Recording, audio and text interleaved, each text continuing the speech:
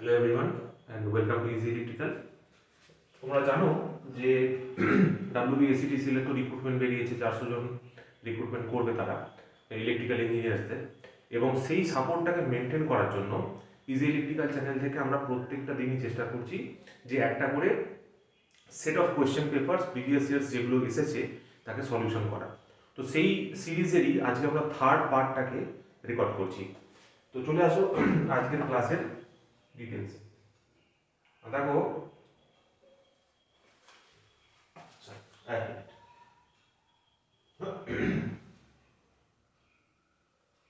Sorry sorry for this delay.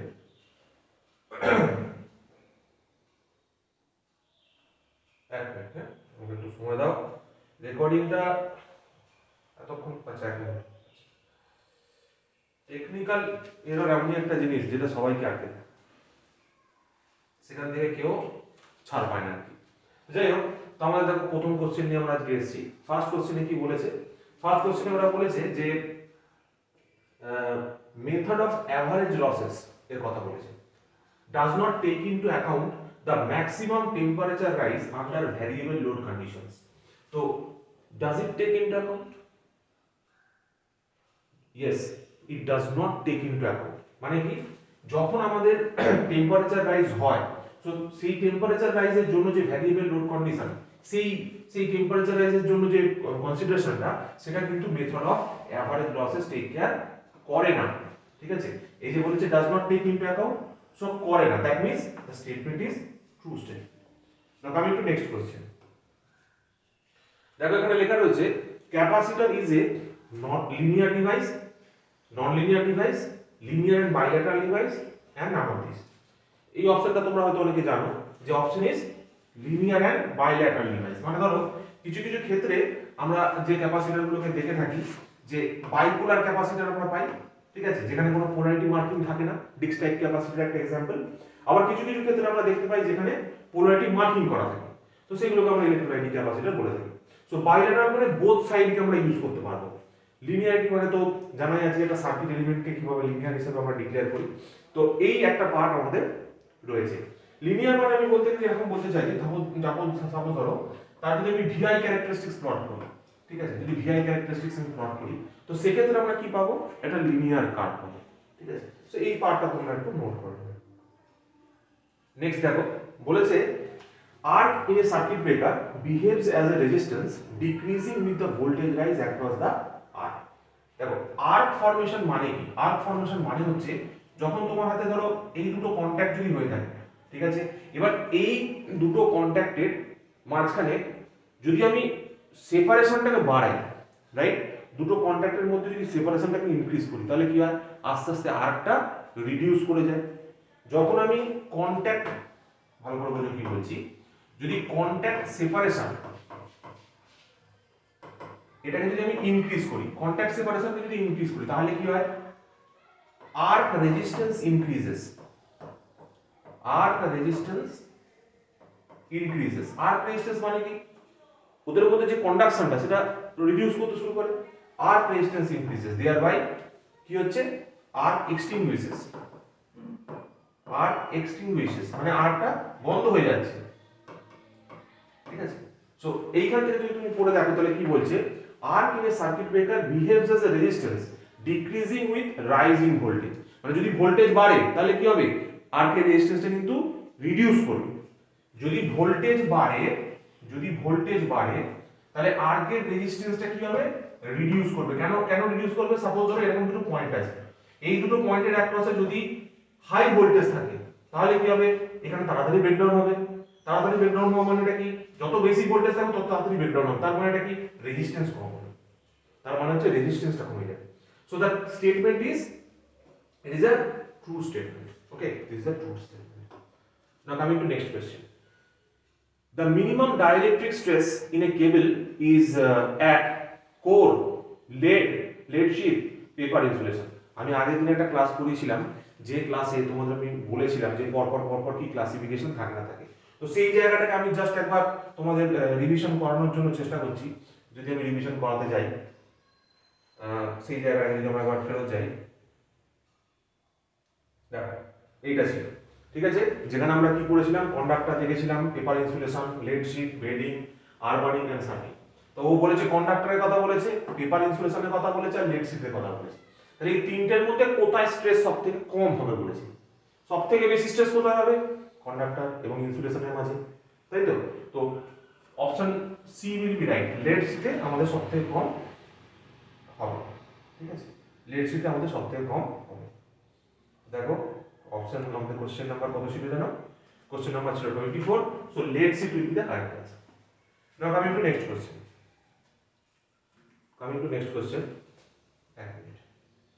দেখো the insulating material for cable should be, যে insulating মেটেরিয়ালটা আমরা কেবলের উপরে ব্যবহার করে থাকি সেটা কি রকম হওয়া উচিত? প্রথমত বলেছে acid proof. Is it required to be acid proof? Yes. যদি অ্যাসিড প্রুফ না হয় তাহলে কি হবে? অ্যাসিডের জন্য ইনসুলেশনটা ক্ষয়ে যাবে, ইনসুলেশনটা যদি ক্ষয়ে যায় তাহলে কি হবে? শর্ট সার্কিট হয়ে যাবে। 2 নম্বর নন ইনফ্লেমেবল, আগুন ধরবে না সহজে। 3 নম্বর নন হাইড্রোস্কোপিক, তার মধ্যে মানে ময়েশ্চার অ্যাবজর্পশন অত হবে না তার মধ্যে, ঠিক আছে।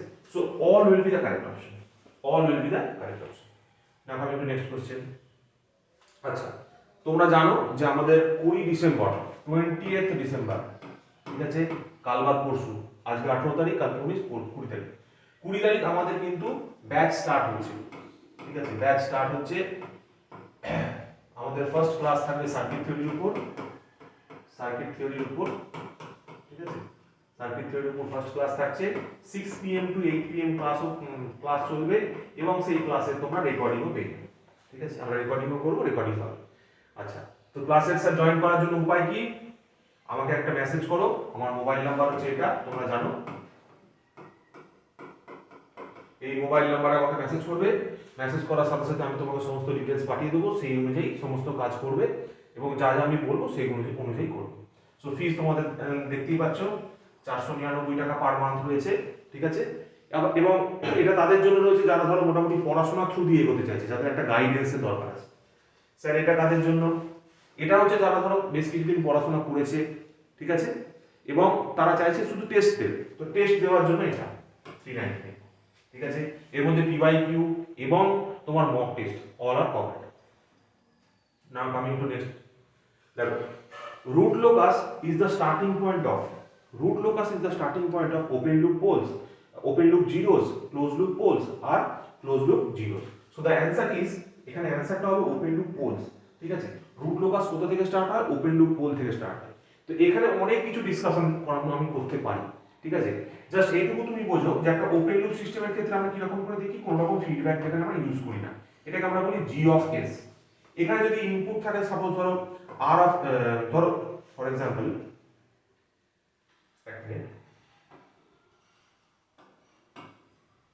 সরি, ধরো যদি আমাদের এখানে ইনপুট থাকে, ফর এক্সাম্পল যদি ইনপুট থাকে ধরো কমান্ড সি অফ এস, আর সরি ইনপুট, আচ্ছা ঠিক আছে, ধরো এখানে যে কোনো একটা ইনপুট আমি ধরে নিলাম, ধরো এখানে আমি ইনপুটটা ধরছি,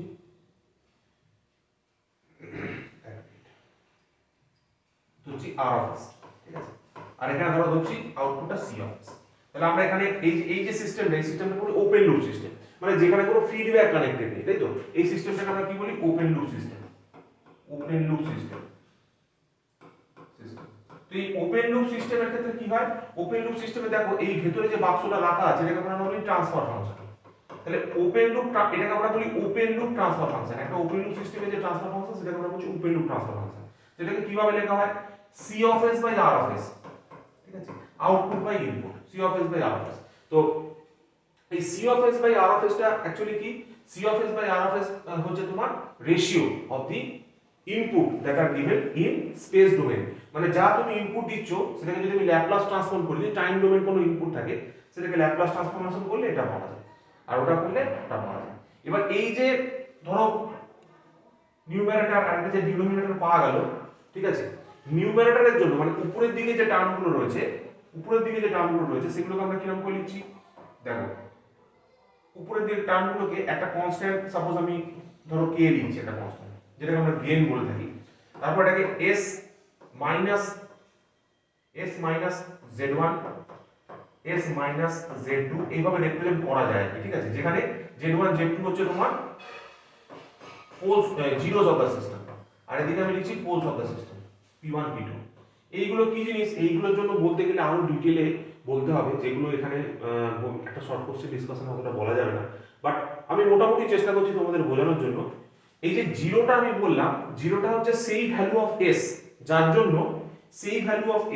জন্য এই ট্রান্সফার ফাংশন যেটা রয়েছে সেই টোটাল ট্রান্সফার ফাংশনটা জিরো হয়ে যাবে, ঠিক আছে। জিরো হচ্ছে s এর সেই ভ্যালু যার জন্য ট্রান্সফার ফাংশনটা জিরো হয়ে যাবে, জিরো হচ্ছে সেই ভ্যালু অফ s যার জন্য ট্রান্সফার ফাংশন জিরো হবে। আচ্ছা, এবার হোয়াট ইজ দিস p, মানে pটা কি, মানে p হচ্ছে বা পোল হচ্ছে সেই জিনিসটা s এর সেই ভ্যালুটা। আবার বলে দিই, s the value of s for which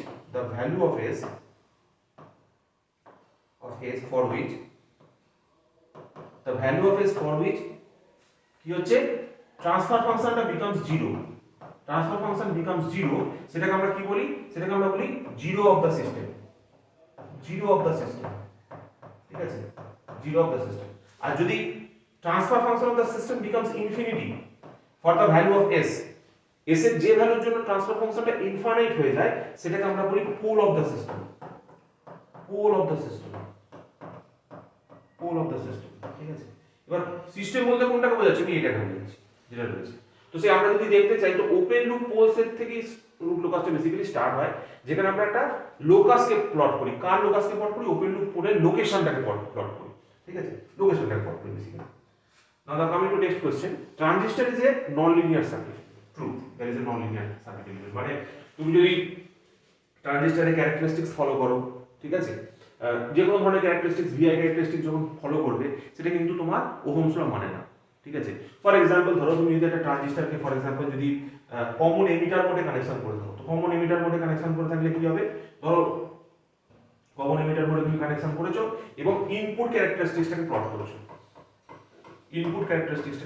তাহলে ইনপুট ক্যারেক্টারিস্টিক্সে কি কি থাকে এগুলো মানে তোমরা যখন করবে তো সেগুলো করার একটা পদ্ধতি আছে, ঠিক আছে। তো সেই ক্ষেত্রে তোমরা দেখবে যে একটা ট্রানজিস্টর যদি আমি কানেকশন করি সিই মোডে বেসিক্যালি, তো সিই মোডে কানেকশন করলে এরকম একটা কানেকশন, ঠিক আছে।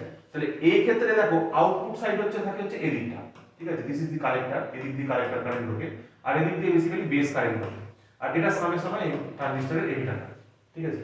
এবার এই যে ইনপুট ক্যারেক্টারিস্টিক্সটা আমরা প্লট করি, ইনপুট ক্যারেক্টারিস্টিক্সটা কার জন্য প্লট করি, কার থ্রু দিয়ে প্লট করি, ইনপুটের প্যারামিটার দিয়ে প্লট করি। ইনপুটের প্যারামিটার মানে কি, ইনপুটের ভোল্টেজ আর ইনপুটের কারেন্ট। ইনপুটের ভোল্টেজ মানে কি, ইনপুটের ভোল্টেজ মানে হচ্ছে the voltage that is present between VB and D, that is VBE এর ভোল্টেজ, আর এখানে যে কারেন্টটা আছে দ্যাট ইজ I। ইনপুটে যে কারেন্ট থাকে আর ইনপুটে যে ভোল্টেজ থাকে সেটার উপর ভিত্তি করে যে ক্যারেক্টারিস্টিক্সটা প্লট করা হয় দ্যাট ইজ দিস ওয়ান। এবার তুমি যদি এটাকে প্লট করতে যাও তখন কি দেখতে পাবে, তখন দেখতে পাবে যখন তুমি এই দিকের যে ভোল্টেজটা আছে, ঠিক আছে, এই দিকের যে ভোল্টেজটা আছে, ঠিক আছে, এই দিকের যে ভোল্টেজটা আছে, সাপোজ ধরো এটা VCC অ্যাপ্লাই করেছো আর তার জন্য এখানে একটা ভোল্টেজ পেয়েছো, সাপোজ ধরো VCE। যদি এখানে VCE ভোল্টেজ পাও ফর এক্সাম্পল, যদি VCE ভোল্টেজ পাও এবং সেটা যদি কনস্ট্যান্ট করে দাও, যদি VCE কনস্ট্যান্ট করে দাও তাহলে হোয়াট উইল হ্যাপেন, তুমি যখন VBE টাকে ভ্যারি করবে তাহলে কি হবে, কারেন্ট কি কন্ডাকশন হবে, একটুখানি সময়ের পর থেকে, খানিকটা সময় পর থেকে কারেন্ট কন্ডাকশন হওয়া শুরু হবে, আর এরকম ভাবে দেখা যায়। তো এই যে নন লিনিয়ার কার্ভ, এর মধ্যে কোনো লিনিয়ারিটি নেই। লিনিয়ার মানে কোনটা, ধরো এইটাকে আমরা লিনিয়ার কার্ভ বলছি, this is an example of linear curve, this is an example of non linear curve, ঠিক আছে। মানে যতটা VBE বাড়ছে ততটা কি কারেন্ট বাড়ছে না, একটা ভ্যালু ধরো এরকম একটা ভ্যালুতে আমি এসেছি যেখানে VBE টা ফিক্সড হয়ে গেছে, বাট এরপরে কারেন্টটা কন্টিনিউয়াসলি বেড়ে যাচ্ছে, দেখো এর পয়েন্ট থেকে যদি আমি পরে দেখি কারেন্টটা কিন্তু কন্টিনিউয়াসলি বেড়ে যাচ্ছে, তাই না। So this is a non linear curve, this curve is a non linear curve. But এখানে দেখো যতটা VBE বেড়েছে সেই অনুযায়ী IB বেড়েছে, যতটা IB বেড়েছে ততটা VBE হয়েছে, ঠিক আছে। There is a linear relationship between voltage and current. এটা বেসিক্যালি আমরা কোথায় দেখতে পাই, কোন রেজিস্ট্যান্সের ক্ষেত্রে দেখতে পাই। তাহলে এই যে কার্ভটা আমরা ড্র করলাম, এটা কার্ভ ড্র করলাম, ট্রানজিস্টর ড্র করলাম, ট্রানজিস্টরের ইনপুট ক্যারেক্টারিস্টিক ড্র করলাম CE মোডে। তো ওই জন্যই আমরা এটাকে একটা নন লিনিয়ার সার্কিট এলিমেন্ট বলে থাকি, মানে এর ক্যারেক্টারিস্টিক্স তুমি যদি প্লট করো, তুমি যদি গ্রাফ করে দেখো তখন এটা পাবে। নাও coming to next question, DC shunt relays are made up of many turns of thin wire, true or false? Yes, it is true. Okay, যেগুলো শান্টে ইউজ করা হয় সেগুলোকে আমরা থিন ওয়্যারে বেসিক্যালি ইউজ করে থাকি, this is true statement. Now coming to next question, power transmitted will be maximum when sending end voltage is more, yes true. যখন sending and voltage বেশি হবে তখন পাওয়ার ট্রান্সমিটেড উইল বি মোর। যেমন আমরা formula একটা জানি যে P যদি ট্রু পাওয়ার হয় EV by XCQ into sine delta, sine of delta, ঠিক আছে। তো এই ফর্মুলাটা তোমরা হয়তো জেনে থাকবে, যেখানে আমরা ট্রু পাওয়ারটাকে লিখে থাকি এইভাবে, এটা ইটা হচ্ছে সেন্ডিং এন্ড ভোল্টেজ, ভিটা হচ্ছে রিসিভিং এন্ড ভোল্টেজ, এটা হচ্ছে লাইনের রিঅ্যাকট্যান্স, এইটা হচ্ছে ভোল্টেজ বিটুইন ভি এন্ড ই, যেটাকে আমরা বলি পাওয়ার অ্যাঙ্গেল, ঠিক আছে। সো এখান থেকে তোমরা বুঝতে পারলে যে যদি এখানে যদি তুমি ভাবো না, তুমি যদি সেন্ডিং এন্ড ভোল্টেজ থেকে বাড়াও তাহলে কি হবে, পাওয়ার ইনক্রিজ করবে কি করবে না, করবে। তো ম্যাক্সিমাম পাওয়ার কখন সেন্ডিং এন্ড থেকে যাওয়া যাবে, যখন সেন্ডিং এন্ডে কখন হবে, যখন তোমার বেশি থাকবে, তাই তো। তো পাওয়ার ট্রান্সমিটেড উইল বি ম্যাক্সিমাম কখন হবে, যখন সেন্ডিং এন্ড ভোল্টেজটা মোর হবে। সেন্ডিং এন্ড ভোল্টেজ যদি বাড়ানো হয় পাওয়ার ট্রান্সমিটেড বেশি হবে। The statement is true. Now coming to last question, a leading power factor implies, এটা তোমরা ভালো করেই জানো যে লিডিং পাওয়ার ফ্যাক্টর কাকে এমপ্লাই করে, যে যখন কারেন্টটা লিড করে, ঠিক আছে, যখন কারেন্টটা লিড করে। স্যার এর কোনো যৌক্তিক উত্তর আছে স্যার? কোনো যুক্তিগত ভাবে কি আমরা বলতে পারি যে কারেন্টটা সত্যিকারে, আমরা কি করে বলতে পারি যে কারেন্টটা লিড করছে, ঠিক আছে। তো তুমি যদি একটা ক্যাপাসিটরকে দেখো, ঠিক আছে, এটা একটা ক্যাপাসিটর, তুমি যখন ক্যাপাসিটরের অ্যাক্রসে ধরো একটা ভোল্টেজ অ্যাপ্লাই করলে, রাইট, একটা প্লাস একটা মাইনাস একটা ভোল্টেজ অ্যাপ্লাই করলে, তাহলে হোয়াট হ্যাপেন্স দেন, যখন তুমি ভোল্টেজ অ্যাপ্লাই করো এই পজিটিভ পোলারিটিটা এইখানে ইমপ্রেশন হয়, রাইট, এর মধ্যে ইমপ্রেশন হয়। সবসময় মনে রাখবে প্লেটের যে পাশে যে পোলারিটি থাকে অপর সাইডে অন্য পোলারিটির ইন্ডাকশন হয়, অপর সাইডে অন্য পোলারিটি ইন্ডাকশন।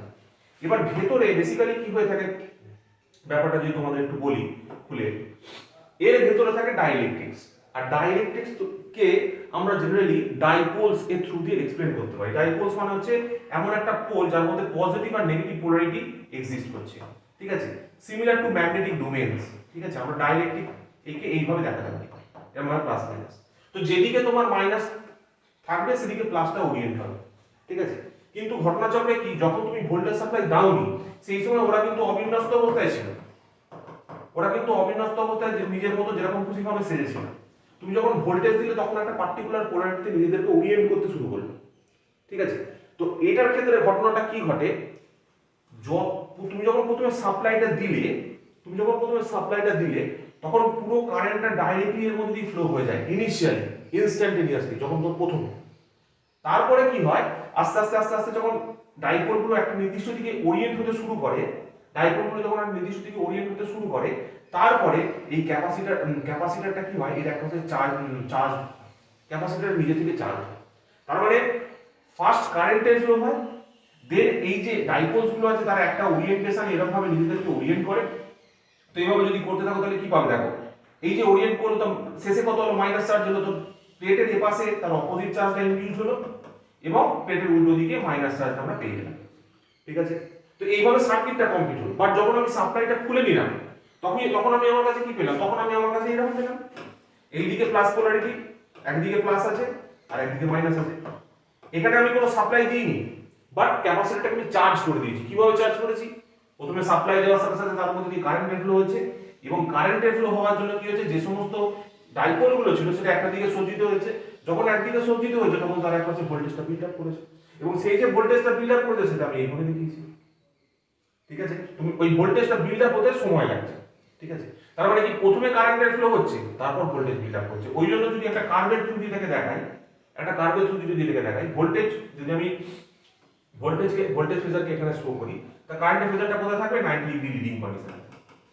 তাহলে কারেন্টটা কোথায় থাকবে, 90 ডিগ্রি লিডিং কন্ডিশনে থাকবে। তার মানে আগে কারেন্ট এসেছে পরে ভোল্টেজ এসেছে। এর মধ্যে দিয়ে আগে কারেন্টের ফ্লো হলো, তারপর ডাইপোলগুলো ওরিয়েন্ট হলো, ডাইপোলগুলো ওরিয়েন্ট হওয়ার পর এর অ্যাক্রসে ভোল্টেজটা বিল্ড আপ হলো। আর যখন ভোল্টেজ বিল্ড আপটা হয়ে যায় তখন কিন্তু এখানে যে ভোল্টেজটা থাকে সেই ভোল্টেজটাই কিন্তু এখানে রিফ্লেক্ট হয়। যদি এখানে 10 ভোল্ট থাকে তাহলে কিন্তু এখানে 9.999 ভোল্ট হচ্ছে, but that is we consider it as a 10 volt, ঠিক আছে। সেটা আমাদের এখানে দেখা। সো আমাদের ক্লাসটা মোটামুটি এখানেই আমরা শেষ করছি। তাহলে আমাদের দুটো ইম্পর্টেন্ট পয়েন্ট খেয়াল রাখার জন্য, একটা হচ্ছে 20 ডিসেম্বর থেকে, কাল বা পরশু থেকে আমাদের ক্লাস শুরু হচ্ছে। তোমরা যদি জয়েন করতে চাও এই নাম্বারে একটা ফোন করো, ফোন করার পর আমি রেজিস্ট্রেশনের সমস্ত ইনফরমেশন তোমাদের দিয়ে দেবো, এবং রেজিস্ট্রেশন করার পরে তোমাদের ক্লাসে তোমরা জয়েন করতে পারবে। তো একটা জিনিস বলে রাখি যে 19 ডিসেম্বর, ঠিক আছে, 19 ডিসেম্বর 8 pm এ আমরা একটা ইন্ট্রোডাক্টরি ক্লাস রেখেছি যারা অলরেডি পে করে দিয়েছে, ঠিক আছে। তো তোমরা চেষ্টা করবে 20 ডিসেম্বরের, ঠিক আছে, 20 ডিসেম্বর যে ডেটটা আছে সেই 20 ডিসেম্বরে যেহেতু 6 pm অনওয়ার্ডস আমরা ক্লাসটা স্টার্ট করছি, আমরা 4 pm এর পর থেকে আর কিন্তু কোনো পেমেন্ট রিসিভ করব না, বা পেমেন্ট রিসিভ করলেও তাকে কিন্তু আর সেই ব্যাচে আমরা অ্যাড করব না সেই দিনটার জন্য। মানে 20 তারিখে 4টে যখন বেজে যাবে তারপর 20 তারিখে আর কিছু হবে না, তারপর যা হবে 21 তারিখে, ঠিক আছে। 20 তারিখে 4 pm এর মধ্যে যারা রেজিস্টার করবে, যারা জয়েন করবে তারাই থাকবে, তারপরে আবার 21 তারিখ থেকে তোমার রেজিস্ট্রেশনটা ওপেন হবে, ঠিক আছে। 20 তারিখে 4 pm এ কিন্তু রেজিস্ট্রেশন ক্লোজ হয়ে যাবে। যারা রেজিস্টার করতে চাও তারা আমি বলবো একটু আগে করে নাও, হারিতে থেকো না। যদি প্রিপারেশন নেওয়ারই হয় তুমি আগেই করো সবকিছু। তো আমি তোমাদেরকে আবারও বলছি, যদি এই নিয়ে তোমাদের কোনো ডাউট থাকে তো তোমরা ডাইরেক্টলি আমাকে কল করতে পারো, ঠিক আছে। আর আমি চেষ্টা করছি ইউটিউবে যতটা পসিবল ভিডিও দেওয়ার, ঠিক আছে। আমি যেমন প্রমিস করেছি যে 2016টা আমি তোমাদেরকে করে দিচ্ছি, তো 2016টা আমি পুরোটাই তোমাদেরকে সলিউশন ফর্মে দিয়ে দেবো।